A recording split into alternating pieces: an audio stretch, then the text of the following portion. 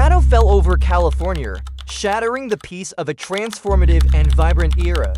He hunted innocent young couples in the dark, claiming their lives with ruthless precision. He demanded absolute infamy, sending cryptic letters and blood-stained evidence to major newspapers. Claiming 37 victims, he orchestrated a twisted psychological war against terrified law enforcement.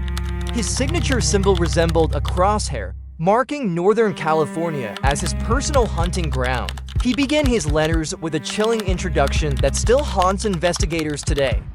This is the Zodiac speaking, a phantom predator whose true identity remains completely unknown. Decades later, the chilling mystery of the Zodiac Killer remains profoundly and stubbornly unsolved. The late 1960s defined a pivotal cultural shift in the vibrant San Francisco Bay Area. The counterculture movement thrived during a celebrated season famously known as the Summer of Love. But this atmosphere of peace and freedom was violently shattered by unprecedented nocturnal bloodshed. Before digital databases existed, separate police jurisdictions struggled immensely to share vital criminal information. Forensic techniques like DNA profiling were entirely non-existent during this analog age of detection.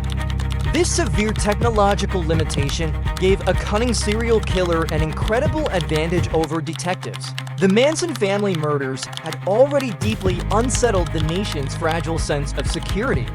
Against this backdrop of cultural turbulence, a new monster prepared to strike from the shadows. On December 20th, 1968, the nightmare officially began on a desolate gravel turnout. High school students David Faraday and Betty Lou Jensen parked quietly on Lake Herman Road. Police found no motive, no missing valuables, and absolutely no witnesses to the brutal execution. Months later, a similar attack occurred at the secluded Blue Rock Springs Park parking lot. Darlene Ferrin was tragically killed, while Michael Mago miraculously survived horrific close-range gunshot wounds.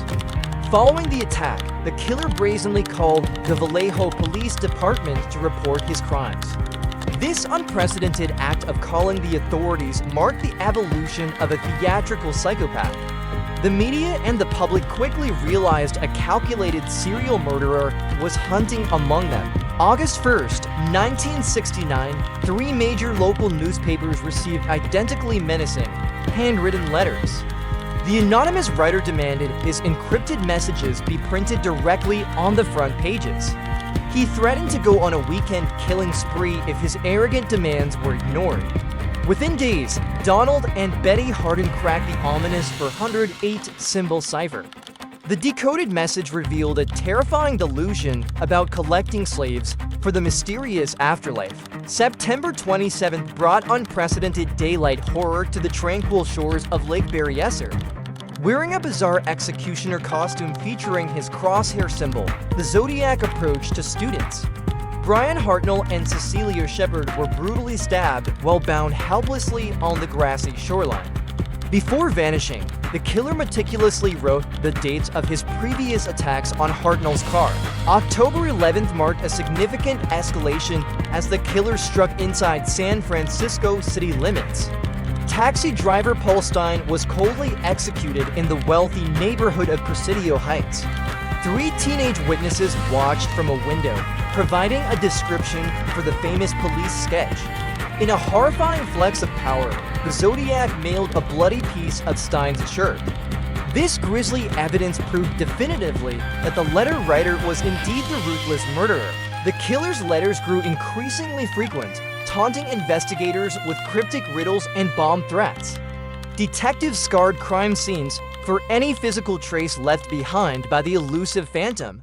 Partial palm prints and bloody fingerprints were recovered, offering a glimmer of investigative hope. However, running these latent prints against analog criminal databases yielded absolutely zero matching suspects. In November 1969, the killer mailed his most infamous puzzle, the Z340. The complex cipher contained 340 characters arranged in an apparently unbreakable grid. Military codebreakers and amateur sleuths spent decades attempting to decode the maddeningly complex cipher. In April 1970, he sent a letter containing an unsolved 13-symbol code. It opened with the phrase "My name is," dangling the ultimate prize before desperate detectives. Law enforcement agencies chased down thousands of leads across the sprawling California coastal landscape. Suspects were interviewed, alibis were scrutinized, and search warrants were executed with relentless determination. Despite the immense pressure from a terrified public, the investigation repeatedly hit dead ends. The elusive phantom managed to slip through the grasp of the largest manhunt in history. Analyzing the Zodiac's pathology reveals a deep obsession with public manipulation and media attention. He did not just want to kill, he wanted the entire world to watch him. Experts believe his shifting methods, from shootings to stabbings, were designed to confuse investigators entirely. Targeting lovers' lanes in different counties ensured multiple police departments had to coordinate complicated efforts. The letters served as an extension of his crimes, inflicting severe psychological trauma upon society. He mocked police incompetence, reveling in his ability to evade capture despite leaving physical clues. The case files grew massive, filled with dead-end tips, false confessions, and endless frustration. Every promising lead eventually dissolved, leaving exhausted detectives grasping at shadows in the dark. The ultimate mystery of the Zodiac Killer is how he disappeared without a definitive trace. Officially, only 5 murders and 2 attempted murders are conclusively linked to this enigmatic figure. Yet he boldly claimed 37 lives, leaving investigators to wonder about undiscovered victims nationwide. After a final letter in 1974, the Zodiac completely vanished from the public eye. Did he die, end up incarcerated for other crimes, or simply decide to stop killing? In December 2020, an international team finally cracked the infamous Z340. 51 years later, the message revealed only more taunts, entirely lacking the killer's true identity. The deciphered text mocked the gas chamber, confirming his delusions remained fully intact over time. Arthur Leigh Allen emerged as the most compelling suspect in the eyes of many investigators. He owned a Zodiac brand watch and possessed circumstantial connections to multiple historic crime scenes. However, extensive DNA testing and fingerprint analysis never conclusively tied Allen to the undeniable evidence. Other theories suggest a team of killers, or that the letters were a massive hoax. Yet none of these alternative explanations adequately account for the authenticated pieces of bloody evidence.